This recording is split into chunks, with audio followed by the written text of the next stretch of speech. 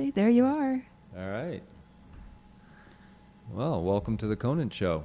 And tonight, Paula, Gloria Barton, and myself, George Conant, are going to play a little video clip of Mike Wallace in 60 Minutes on DMSO, dimethyl sulfoxide. And do you know when this is period this is from? Oh, I don't. I should find that out. I was just interested in this because I couldn't download it from YouTube at all. Yeah. And of course, here on Public Access, we can do that. We can create a DVD so we can share it with our community. I was impressed because Mike Wallace was a mensch. He really stood up and he did his investigative journalism. And when he talks to the man at the FDA, it's almost like decades ago, the FDA guy was a little contrite. Today you would think, they wouldn't give somebody the time of day. I don't think they would. It seems the period seems to be from the 1970s, perhaps. Yeah. So we're gonna view that now and pay attention to this, folks. This is a real interesting interview Mike Wallace did. Okay, here we go. Firing away. Across the medical horizon, dimethyl sulfoxide. It was touted as a pain reliever which would also work miracles on burns, on acne, even on spinal cord injuries, a kind of jack of all trades among drugs. The medical literature was full of stories about it, some of it pro-DMSO, but much of it con, skeptical, even derisive. The Journal of the American Medical Association editorialized against it, and the FDA, the Food and Drug Administration, refused to okay it for general use, said it had never been proved effective.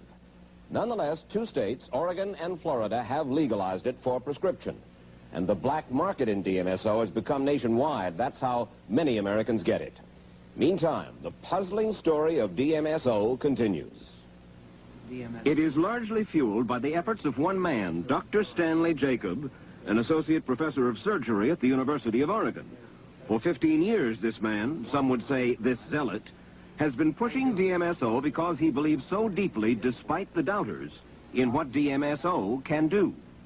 Dr. Jacob, isn't a drug that has so many alleged uses, from arthritis to tennis elbow, from burns to spinal cord injuries, from mental retardation to baldness, isn't a drug like that automatically suspect? No question. And I think that that's one of the reasons it's having problems. And if I had to do all over again, maybe the major mistake that I made, Mike, in the beginning was to tell it the way it was. I think if I would have said it was good for a sprained ankle, but only if the ankle sprain were on the left side, DMSO might be approved today. Because its use is legal in Oregon, patients make the journey to Dr. Jacob's office there almost as if it were a domestic Lourdes. As we've seen, Dr. Jacob treats some of his patients topically for their bruises, their aches and pains. But some others of his patients, some of the most desperate, are young people left paralyzed from auto and motorcycle accidents. These he gives DMSO intravenously to relieve the pressure on their damaged brains, to reduce the swelling in the brain or spinal cord. And sometimes, apparently, he gets dramatic results. I took the swelling out of the spine, and they told my husband on the phone that I would probably be in a chair, paralyzed for the rest of my life. And so we're really excited with the results. Another Oregonian transplanted to Georgia swears by DMSO. June Jones is second-string quarterback for the Atlanta Falcons.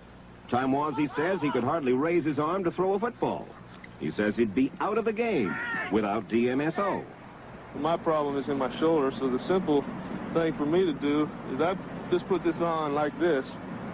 Just that much, about an inch worth. I put about an inch worth, and I'll rub it all around the area, and I'll just leave it sit.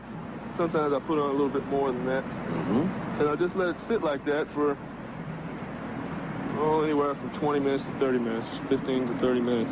And boy, it smells already. In fact, maybe in about 5 minutes I'll be able to taste it. That's one small special characteristic of DMSO. It smells like garlic and tastes like oysters. But if you took a big whack during a game, let's say, and it was black and blue, you'd rub it on. Oh, yeah. I did this more when I play basketball in the off season. Sometimes you get kneed in a Charlie horse. Yeah. Boy, I tell you, those things are painful for days. Right. I put it on right after, and I may not have any pain the next day at all. Jones says several of his teammates use it too, but they wouldn't talk about it in public because talk of any drug, especially an illegal drug, is verboten in the NFL. In our business, availability is the most important thing. In other words, if a guy gets hurt, he could lose his job. So when someone comes to me and asks me for it, I give it to him. And whether I'm legally okay to do that or not, I really don't care the repercussions because I know I'm going to help somebody. Perhaps more typical of the legions who depend on DMSO are those who suffer chronic pain. Emily Rudick suffered searing, unrelenting pain from arthritis for years, and she could find no relief, she says, until DMSO. She'd no longer be playing the piano without it, she told us. I have some very badly gnarled fingers from arthritis, and the DMSO eases the arthritis right away. It's not a miracle drug. It doesn't really cure it, but it eases it. And it does other things for her, too. I had a fever blister on my lip. I used DMSO 3 times, and the fever blister went away immediately. I've cut myself in the kitchen, and sometimes quite badly, and have used DMSO on it, and the cuts begin to heal right away. How does DMSO work? What does it do inside your body that kills pain and helps healing? Dr. Jacob gave us a capsule understanding. One is that it blocks certain types of nerve conduction. These are the fibers which produce pain. Second, it reduces inflammation or swelling. Third, it actually improves blood supply to an area of injury. Fourth, and this could be the key, in the test tube, in certain types of injury, it literally stimulates healing. But is it safe to use? We put that question to Dr. Richard Kraut, head of the Bureau of Drugs of the Food and Drug Administration. How many people have died from using DMSO? How many people that you know have gotten ill from using it? Nobody's died from using DMSO. It's a relatively safe drug as drugs go. It causes skin rash where it's put on, or at least redness of the skin. It's caused hives in a few people. It may cause headache, nausea in some people who use it, and it rather routinely imparts a garlic odor to the breath. So it's got side effects that are not entirely pleasant, but it's not been a toxic drug. It's a safe drug, comparatively safe drug, you will yes. say. So we come back to the controversy that began 15 years ago. Dr. Kraut insists that despite these anecdotes, neither Dr. Jacob nor any other scientist has ever really proved that DMSO is effective. They've never proved scientifically that it works for anything other than a rare bladder disease called interstitial cystitis. I think people are rooting for the drug, in a sense, rooting for the investigators to come through, give us the right kind of evidence that stands up under scientific scrutiny. Well, and that's how simple it is with DMSO. So I put a sampling of apparently credible scientific evidence before Dr. Kraut. Are you familiar with dimethyl sulfoxide in Musculoskeletal Disorders, Journal of American Medical Association? Yes. Topical Pharmacology and Toxicology of DMSO, Journal of Medical Association. A double-blind clinical study, DMSO for acute injuries and inflammations, current therapeutic research. Yes. Treatment of erytitis and erythinitis with topical DMSO. An entire book on the subject of dimethyl sulfoxide by D. Martin and H.G. Hawthorne. So it's not as though this is some quack remedy that a few people have used and swear by. There is a considerable body of scientific investigation undertaken. That's right. With some very key holes in that body of evidence. And those keyholes are? Controlled trials demonstrating that it really works for some of the claims that it's touted for. But controlled trials with DMSO are difficult because that would involve something called double-blind tests, where neither patient nor investigator knows who is getting a drug, who is getting a placebo. And that can't be done with DMSO because the smell of the drug gives it away. What the FDA says is needed is proper testing. And that, for instance, is to treat comparable groups of patients with and without the drug over a long enough time to evaluate its consequences, good or bad. And this, say the doubters in the medical establishment, has just not been done with DMSO. The National Academy of Sciences, you know, looked over a lot of the work that has been published about DMSO, right? Yes, they did. And the National Academy of Sciences Committee said, in effect, that only a few were scientifically sound, that most of the DMSO studies had been inadequately set up and carried out. I don't agree with that conclusion because I personally have published several dozen articles on DMSO, and I've been associated with 2 New York Academy of Sciences symposia. There was no one on that committee, Mike, who had actually ever treated a patient with DMSO, to my knowledge. And I think that that makes a difference. This young mother, Sandy Sherrick of Riverside, California, suffered severe whiplash and nerve damage in an automobile accident 2 years ago. When we first met her last November, she was in agony. No painkiller, no therapy, no doctor, it seemed, could help. Oh, the pain was extremely bad. I was to the point where I cried continuously. I did not cook meals. I did not clean. I barely got myself dressed. And this went on for how long? Months. They finally got to the point where they just told me, you're going to have to live with it. The weather's going to affect you, and you're just simply going to have to live with it. Then she heard about DMSO. And as a last resort, Sandy Sherrick, as you can see, still very much in pain, flew to Portland, Oregon to be treated by Dr. Jacob. We went with her. She received her first dosages intravenous. This will run in about an hour and a half, Sandy. I can taste it. You can taste it? Already. Ready? Don't be too disappointed. Already. Ready? Don't be too disappointed if after the first one you're not significantly improved. Okay? Okay? Let's just see what happens. 24 hours later, there was no real improvement. Besides, she had become nauseous from the treatment. Bend it to one side. Bend to the other. Now, do you have any more mobility or about the same mobility? I think about the same. By the third day, she was feeling a little better. You began to see it in her face. Well, I didn't have to take any more medicine. How long has it been since you haven't had to take medicine? Over 2 years. Before she left for home, Dr. Jacob showed her where and how to apply DMSO topically to her neck and back. Now, when you put it on, don't rub it too hard. You just have to apply it to the skin, and it goes in. Let it dry over 20 minutes to a half an hour. It won't be totally dry, but anything left, you can just wipe off. That was last November. This is Sandy Sherrick 2 months later back at her Riverside, California home. Oh, the pain's gone. The pain is totally, completely gone from my neck. You're serious? I'm telling the truth, the honest to God truth. You can do anything? Can you do housework? Yes, I can. Drive a car? Yes. Lift stuff? I have not found anything I can't do.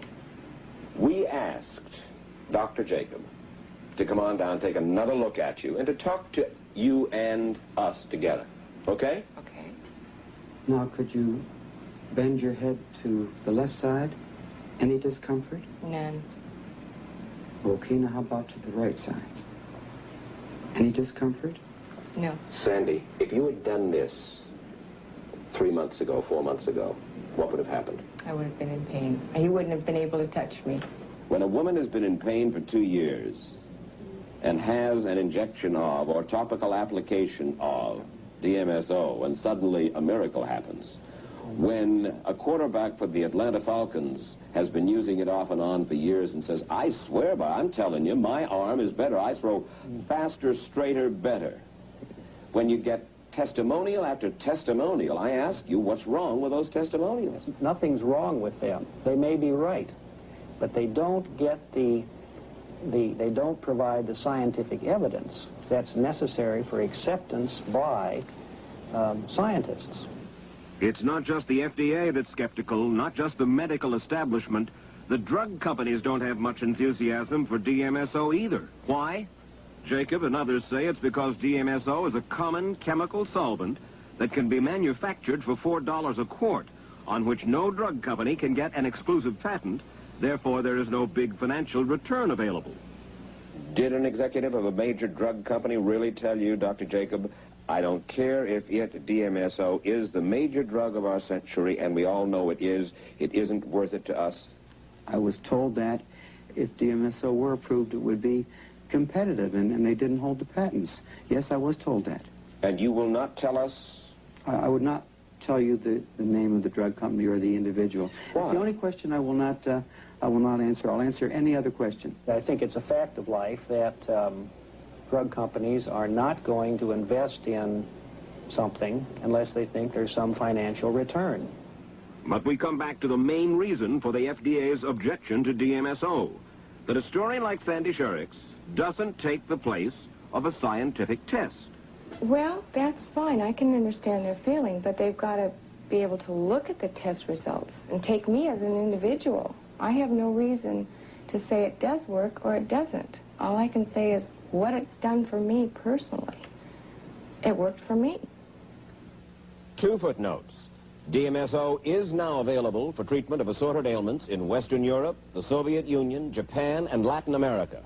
And tomorrow morning in Washington, the House Committee on Aging begins an inquiry into why DMSO is not available to all Americans for any appropriate ailment, including plain and simple pain.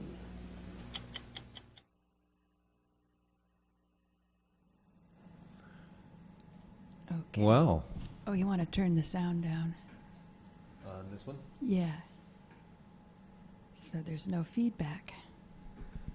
So then, we had a little blast from the past with Mike Wallace and DMSO.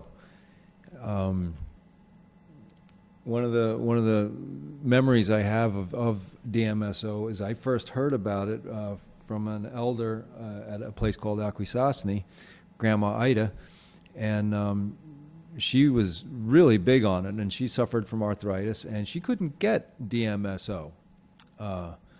So she found out that it was a solvent ingredient in WD-40, and it was quite comical. She would just spray it on whatever affected joints were bothering her that day, and actuate her hands, and she'd be fine. You know, she'd do her beadwork or whatever, and that's how that happened. So if you're interested in calling in with any questions or commentary, 679-7777. Is that correct? Yeah, 679-7777, and that it would be interesting if people had DMSO stories. I'd love to hear them. You know, because this is sort of a farm community, or at least it used to be, and you can find it wherever you get supplies for animals. I did not know that. Yeah. Yeah. Interestingly enough, right now at this point in my life, I'm very much pain-free after probably 35 to 38 years of chronic pain from injuries, going back to when I was 16 years old, and back injuries largely. And what really kind of was instrumental in my healing from those injuries, besides stopping doing a lot of dumb and heavy carry work, was getting the metal out of my teeth.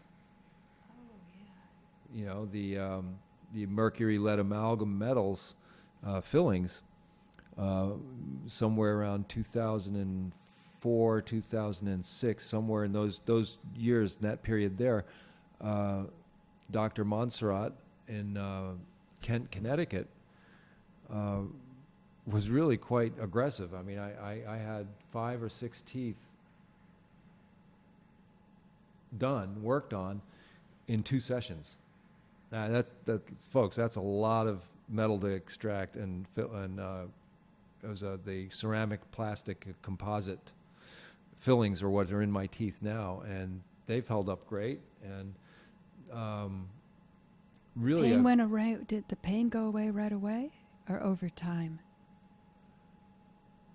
I would give it 6 months. Uh-huh. It was incremental, but it was dramatic on one particular morning because I wasn't thinking about it. I wasn't consciously monitoring anything other than wanting to get this metal, these heavy metals out of my mouth. Now, what really, when I was examined by Dr. Montserrat, they have a way of interpreting their X-rays, and he pointed out that 2 of my teeth were leaching. They were leaching or leaking, literally leaking lead and mercury into my bloodstream. And how could he tell that? Well, there's doctors that use that kind of technology are very familiar with what they're looking at, and I really couldn't interpret it as easily as he could, because if I remember, what it seemed to be is just a dark, like a blurriness around the root of the tooth and around the affected area where the filling was leaking. And so when he said that these 2 teeth were in fact leaking, I was like, okay, let's do this. Let's get this done. And I've read a variety of articles over the years that the mercury and lead amalgam fillings are negatively impacting the immune systems of people, and I imagine it probably negatively impacts a lot of things, your nervous system, your electrolytes in your blood, perhaps, any number of things could be negatively impacted by heavy metals. But the one morning, some say 6 months later, I woke up and made my coffee and went about my day, and then I realized I wasn't in pain. And I was beside myself. And to put it in context, why it was such a profound moment for me is, in that particular 35 years of chronic pain, I had started a family or two, and always had to work, always had to work, and having to use my body more than my brain to make money, I got into the trades, a lot of construction, and suffered from having to mostly bend over and pick things up. And I know enough to bend my knees and keep my back straight, and my back is strong. It's not a matter of strength, it's a matter of position. And so if you bend your body one way and you don't go the other way, eventually a disc in my lower back, or a number of them, because there's 3 of them that I injured on this one particular injury, will migrate. It'll move around. And the way I understand it, as it was explained to me by a doctor in Ticonderoga, is that there are nerve channels. There are actually holes through the bones where nerves go through. And this is in the joints of arms, in the joints, any of your joints, there's a little nerve path so that the nerve can go through a safe spot. So when the cartilage of a disc in your vertebrae moves to a incorrect place, the nerve path is blocked or pinched. And that's where you get the phrase a pinched nerve. And it's excruciating. I mean, it'll lay me up for months at a time. And I knew enough during that period of my life not to self-medicate with painkillers. The only thing that I would occasionally use was aspirin. I would resort to Tylenol or ibuprofen, only really because the aspirin wasn't available. Because I knew that if I start feeling good, I'm going to go out and work. I'm going to go out and attack a project that will injure me more. So that's called masking the pain. And Well, what did you learn about posture, the Alexander technique or Feldenkrais, or you just put it together yourself? well, you know, being at Cattaraugus, which is the Seneca Reserve with Grandma Twy, we were always getting these really interesting people with all these this wide variety of healing techniques, and one of them was a lady practitioner of Feldenkrais, and she did a session on me where it was quite interesting. You know, I was sort of put in a reclining chair, and she had all of these wedges of foam that you kept looking for a comfortable position. Is the only way I can describe it. And it was a very low impact technique. And then there was the other end of the spectrum, going to Rolfing. And where you would have several people apply their thumb or other, you know, part of their hand, you know, onto a pressure point, and just steadily apply pressure until you are in a healing crisis. They would bring you to a healing crisis where toxins are released and a whole lot of pain is released. And wasn't the idea of Rolfing going after Wilhelm Reich's body armoring, so that, you know, whatever it was that you were armoring yourself, you know, by the painful Rolfing you could get back to that virginal status and hopefully not build it up again? I don't know. I don't really know the evolution of Rolfing. I don't know the history of it. Now, another really lovely friend of mine, Tom Hathaway, was a practitioner of you know, the energy movement, where you don't actually touch the body. And that's, I think it's also an R word, Reiki. Reiki, right. Right, so he was doing Reiki, and I could, you know, he worked on my back a couple of times, and I could feel like a warm pressure, like almost like a heat. Uh-huh. And he wouldn't get any closer than 18 inches, a foot or 18 inches with his hands from your body. And you could feel, you know, energy being, or blockages being sort of worked on, and then your own body sort of takes over from there. Did you get exposure to all those therapies at the reservation? Oh yeah, Because sure. otherwise you have to be pretty wealthy. I remember in Berkeley, California, the Rolfing would be a series of at least 10, and it was painful. But then some people said, after you had gone through that, the tendency was people would just go right ahead and put back on the body armoring. At least that's what was described to me by my Alexander teacher. So you have different kinds of therapies. Probably the most profound technique was the Filipino psychic surgeons. Wow. And I'll go to another camera here. And the Filipino psychic surgeons I encountered in West Hartford, Connecticut in 1984 through a group of friends who called me up. I was out at Cattaraugus near Buffalo, New York, and I got a call. George, you gotta come east. You got, check these Filipino psychic surgeons out. You're suffering with your back, and I had a variety of other problems. And one of them was acute toxemia from my short time working in a manufacturing plant for twist drills.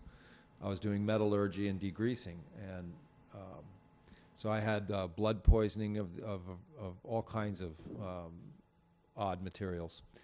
And I said, sure, I'm game for anything.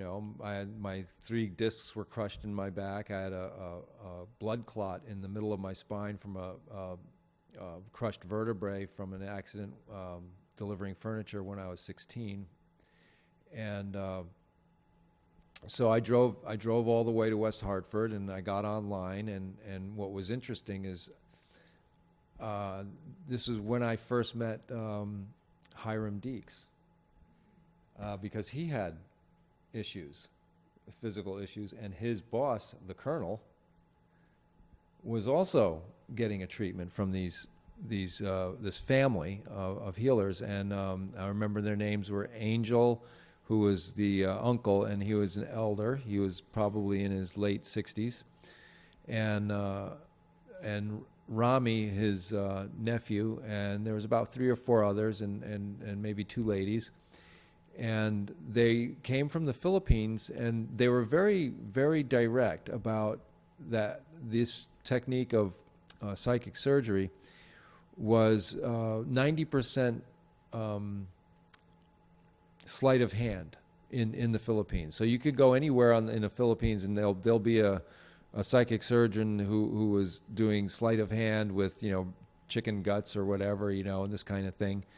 But even these people would have healing effects on their people participating because of the belief, just the placebo effect, or whatever you want to call it, just the suspending your belief systems to accept another kind of thought can be very powerful to move your body to a healing state.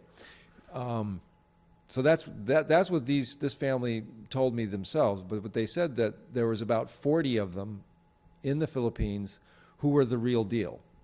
And this is what I encountered. And during this, my personal experience, my first time with them, they opened up my back, and I could feel this tingling sensation, this energy, and they removed calcium. So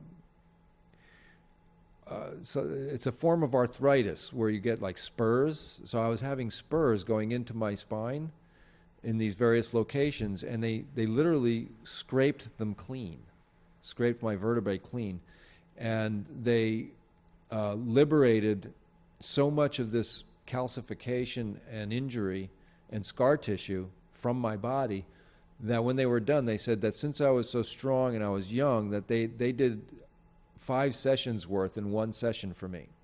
And they told me that for 3 months I had to be very careful with my back because it was so loose. And I got to tell you, the ride home was scary. I had to literally use my arms and hands and legs to hold my spine off the seat of the car because of the vibrations were so scary to my spine. And for the next 90 days, the family I was living with, the Schwartzes in Palisades, New York, took care of me while I recovered. And at the end of that 90 days, I was in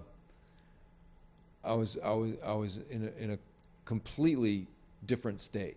My body was had responded remarkably to this, and unfortunately, I had to go back to work as my life progressed, and chronic pain did revisit me. But in that say 4-year period, I got word that Angel, the elder of this group, had been sussed out by the FBI.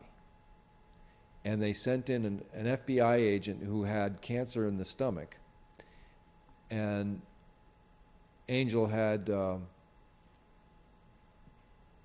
made this energy, this blue energy that came out of the end of his fingers, and it would sort of make the skin like Jello, and then they could penetrate through the skin and open it up. And I witnessed some of this stuff, and I could see inside internal organs on people. And wow. He would, as he was working on this FBI agent, he got a hold of the cancer, liberated it from the surrounding tissue with this blue energy from his fingertips, and extracted the cancer. And as he was extracting the cancer out of the hole, the FBI agent grabbed his hand and arrested him for practicing medicine without a license. You mean the guy who was getting healed? The man who was getting healed, because he was sent in by his superiors, but he actually did have cancer. So when it came time to testify against Angel, the FBI agent was healed, and he refused to do so, so they let him go. They let Angel go, and now they were in a quandary because they knew they were being followed and harassed by our FBI and FDA. And I came up with the idea that, hey, why don't you guys come to the Indian reservation where the federal government and the state government doesn't have jurisdiction because it's a different nation. You have no interference there. And that's what they did. And for the next 10 years, they had, because of coming to Cattaraugus, and the Native American community is very small. So word got out, and they just went from reservation to reservation all across the country, and natives and non-natives alike were coming by the thousands to these healing sessions. And it was a real beautiful thing, because these communities were being knitted together, which had been polarized historically. So that's one of my remarkable experiences in the realm of alternative healing. You're filled with so many interesting stories. Teching for you is always such a joy, because I go, what is George going to come up with next? Because I think firsthand testimony is huge. That Mike Wallace bit that we saw, they were saying, oh, we need scientific evidence that will please who? Scientists, not the people who are suffering. Right. Whereas really in law, testimony is king. It's sworn to under oath. Affidavit means that you swear to the best of your knowledge everything you're saying is true and correct. So word of mouth is not a bad thing. It's a good thing. Yeah. Well, this is how we communicate, is word of mouth. I wanted to hear your story about limes. Well, a lot of my... No, I've been meditating on that in the back of my mind since you brought the idea up earlier.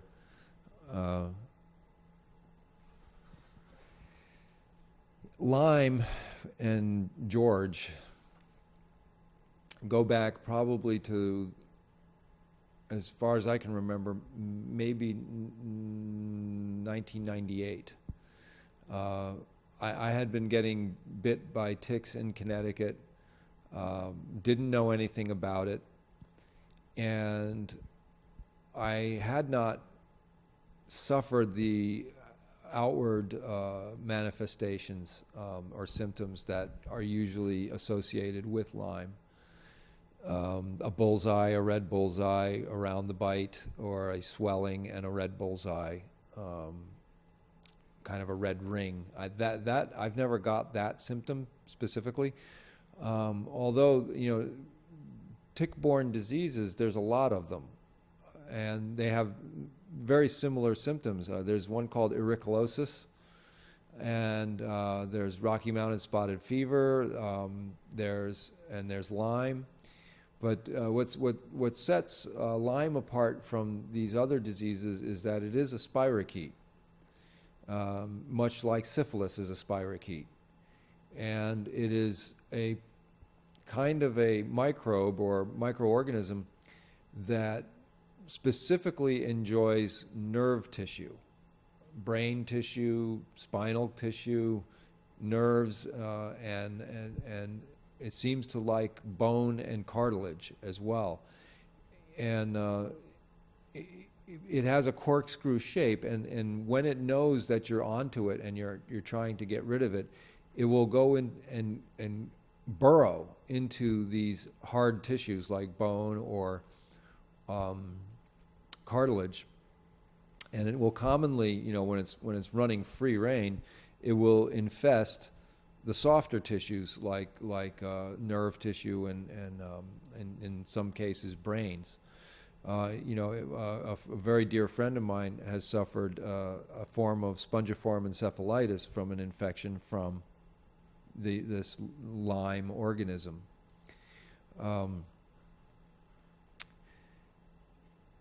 As far as a naturopathic way to beat Lyme, I haven't really found one. I was very fortunate to have a forward-thinking doctor in Connecticut, family practitioner, who took me in and just didn't even dispensed with the testing. He said, you know, you've been bit. You know, Connecticut was the epicenter of Lyme at the time, and he just gave me 30-day supply 3 times a day of doxycycline.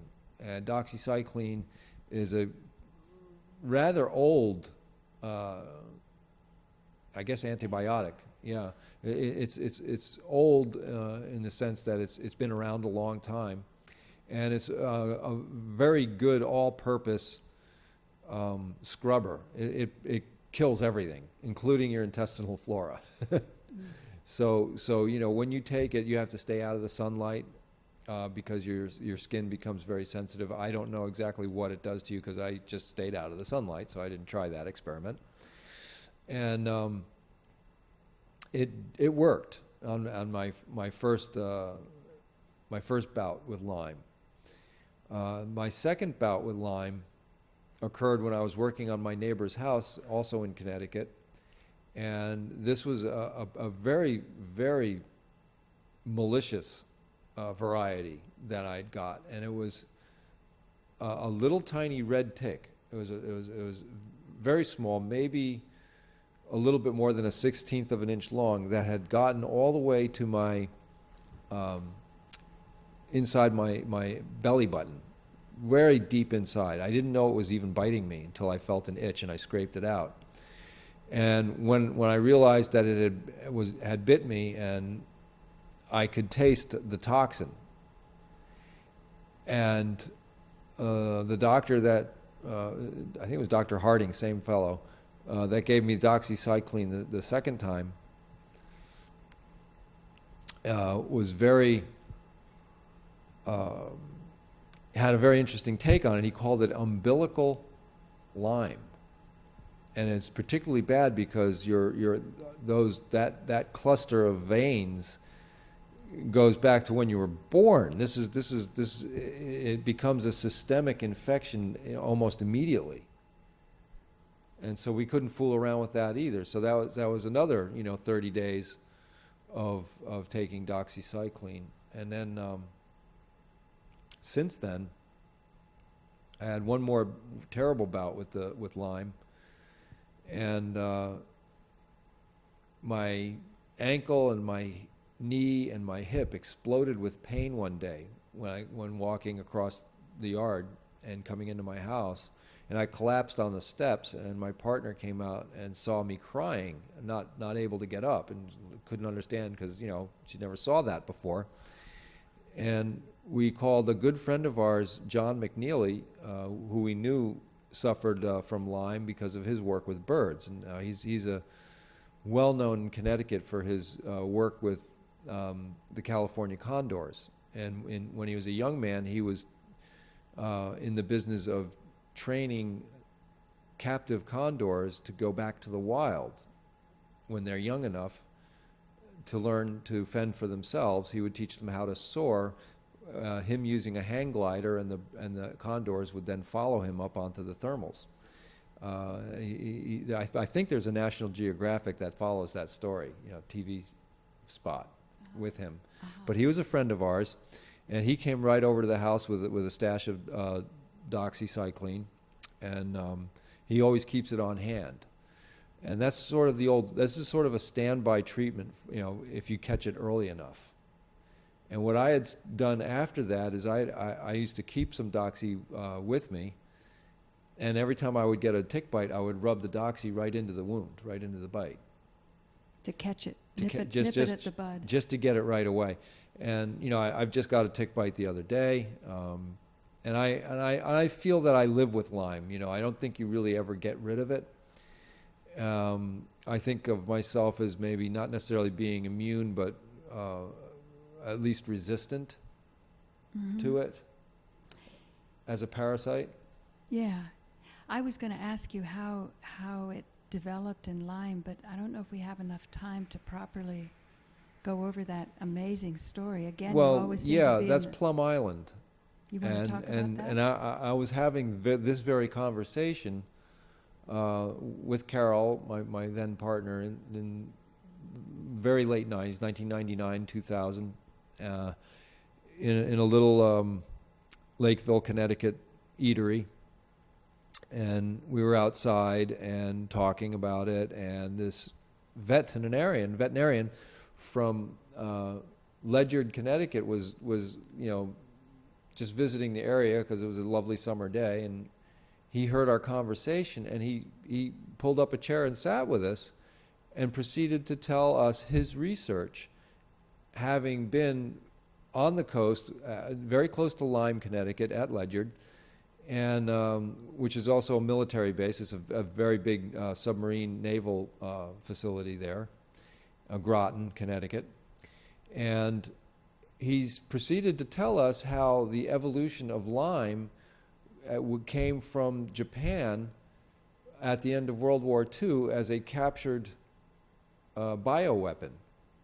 That their research, the Japanese, were using insects to spread this particular microbe into the enemy populations. Unfortunately, it's like putting it to the wind. You can't really control who gets it. And the idea is to insidiously disable the enemy forces, so they don't quite know what's wrong with them and why their performance is steadily degraded. And of course, they bring it home. And this research was carried on at Plum Island, and apparently it got out of the lab, and ticks, like birds, as well as any other mammal or warm-blooded creature, and the birds migrate, from Plum Island to the mainland, and Groton, Connecticut, seagulls, whatever birds it was that brought it on, unleashed these ticks and got it into the food chain, of ticks, birds, and animals. So it spread through Connecticut like wildfire because there was nothing to stop it. There was no knowledge of it.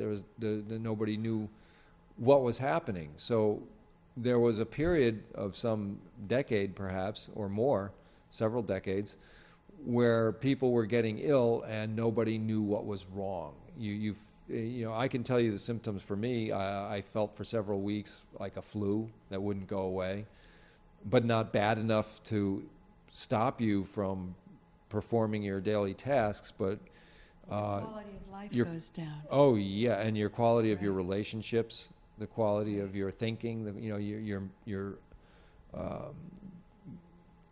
in a kind of a slow burn anguish, and depression because of the lack of energy, the malaise. Malaise is big in the earlier stages. When it explodes into the kind of pain that I had in my joints, that's when it's advanced quite a bit, And then in the case of my friend Dina, with the spongiform encephalitis, it bores holes in your brain, and that's probably the worst condition you can have with Lyme. It's terrible. What year did you run into this vet? I'm guessing 2000, early 2000s, maybe 2001. Before 9/11? Could be before 9/11. Lyme, according to Jim Humble, who's my latest hero on MMS, Miracle Mineral Supplement, which the scientists call chlorine dioxide. That's the scientific name. And it's a water purifier that's used in a lot of municipal water districts, so that you can't really say, we have to take this off the market, because it's been in the market for so long. Yeah. And it's so simple. But he says Lyme is very difficult. very difficult to treat. So your speculation about it being a bioweapon is something people say that's woo-woo and conspiracy and out there. But when you're actually dealing with the healers themselves, I find it really interesting to see how they tackle the problem. And what they're trying to tackle is to bring health to people. And community television, just you telling your story, is of enormous value. People in your community know who you are. Steve Romine has an amazing story about smart meters, what happened when he unknowingly had a smart meter in his house, and then he got all these symptoms that he just thought was old age. But later on, upon first hearing about smart meters, he thought that the person telling it was an extremist. But then, his partner found they had a smart meter, and then eventually he had a drama with Central Hudson, which he's now in litigation with, to remove the meter. They wouldn't do it, and he did everything properly. He crossed all his T's, he dotted all of his I's, removed it himself, replaced it with an analog meter, and his symptoms went away. Yeah. So I just thought I would like to read a letter from Jim Humble, because community television is under attack everywhere, and I don't know anywhere that people can just share their knowledge. Just say, look, this is my experience. And if I hurt anybody by sharing my experience, then I'm liable for it and I should be sued and so on. Yeah. But if all you're doing is sharing your experience, particularly an experience of healing, I think it's so precious to protect that platform. Yeah. What I would like to mention is that there is what is called a Lyme community, people suffering and sharing their various healing techniques. One thing we that's should get them as producers here. Yeah, one thing that my friend Dina was able to do was hyperbaric. Oh, right. And that stopped the Lyme in its tracks for a few years. It didn't get rid of it, but her brain functions improved drastically from several treatments, but they're expensive. I mean, this is not, hyperbaric is not an inexpensive treatment. So she was very fortunate to be able to do that. In the autism work using MMS, they talk about hyperbaric, and they say the same caveat you do. Yeah. It's just not available to everybody. No, it's not available. And I'm interested in what is available. Can I read the email? Yeah, let's go for it. Okay. This is from Jim Humble, and the reason I'm saying it, through our sources, we expect that on the 28th, this Friday, there's going to be a hit piece against it. So he's making an appeal to all the people he's helped. Here's his email.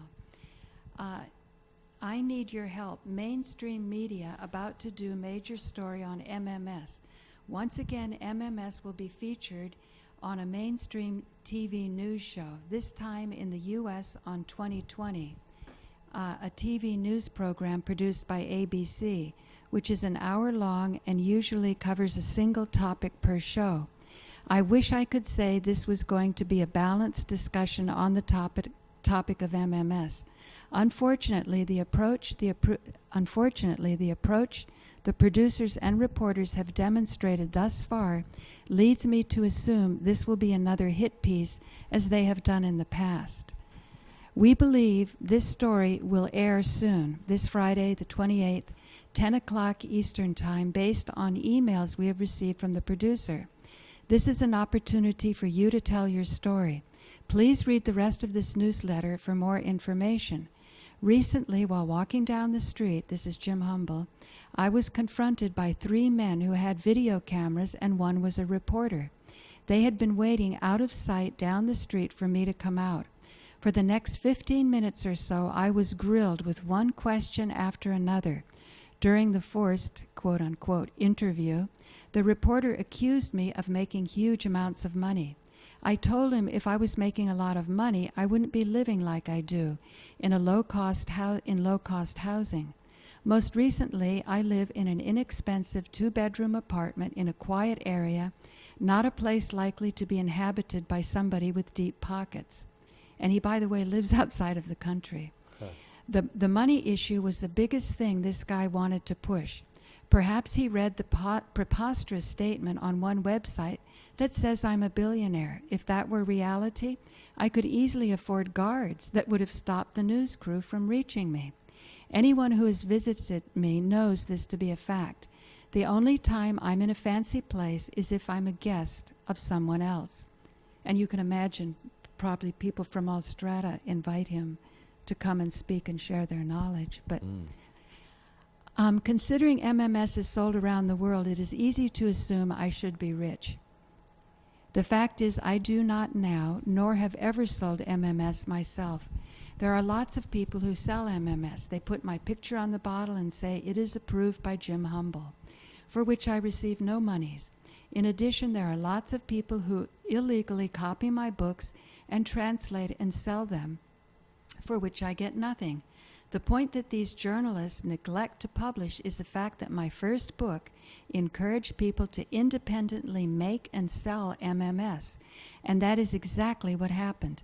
I get nothing from the majority of sales that happen out there in the world. My idea was to get it to the world, and considering that there are trained health ministers in 125 countries, I was somewhat successful.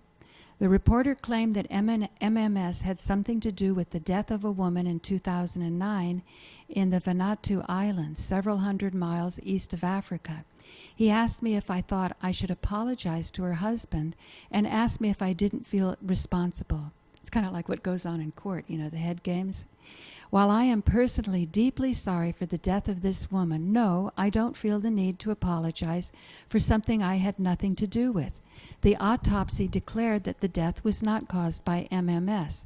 In fact, nowhere in the world, after 20 years since the discovery of MMS, has there been a single official report that MMS caused a single death or other permanent damage worldwide. What about the countless people who have successfully used MMS to help their bodies heal from some disease, malaria, and innumerable others? It seems only when something goes wrong, according to them, and MMS was anywhere around, that it gets the blame. From what I understand, the woman took 2 drops of MMS and died 12 hours later. Again, the autopsy showed there was no connection between MMS and her death. I was in contact within hours of the death with the people in the Vanuatu Islands who furnished the MMS. It was apparent there were other issues at play that caused her death. I am truly sorry for the loss of life, but neither can I take responsibility for this. There are countless people around the world taking more than 2 drops of MMS an hour all day long, every day of the week, and they are not dropping like flies. I just mentioned this because remember in that earlier thing, the reporter or the FDA man said nobody's died from DMSO. Yeah. Seems like now they're going to probably dig up a DMSO death. But if you talk to various people and see how many people have used MMS, it is fair to say that at least several million MMS kits have been sold in the past 10 years. More than 5 million copies of my free books were downloaded by 2008. This is not the result of some big marketing plan and advertising budget. Instead, it is the result of people telling people that they got well from using MMS. That is what has sold millions of kits around the world. If MMS did not work, it would get no attention. This would not be a story on any mainstream media outlet, or if it was, it would have dried up a long time ago.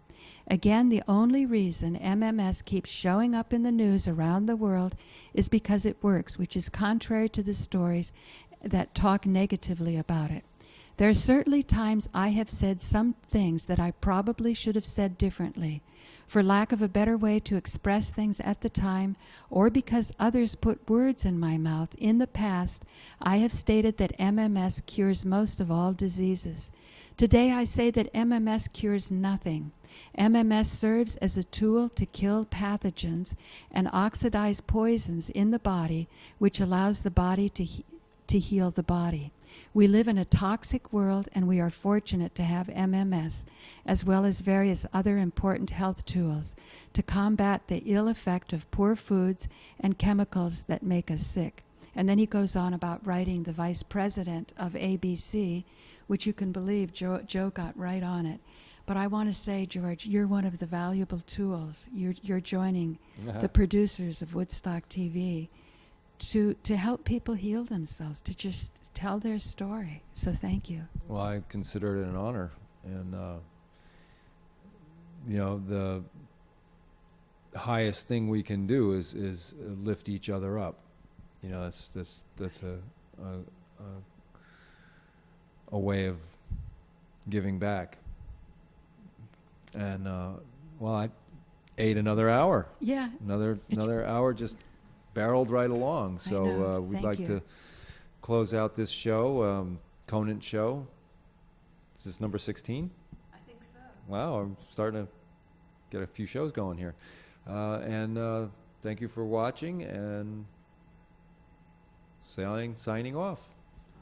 All right. All right.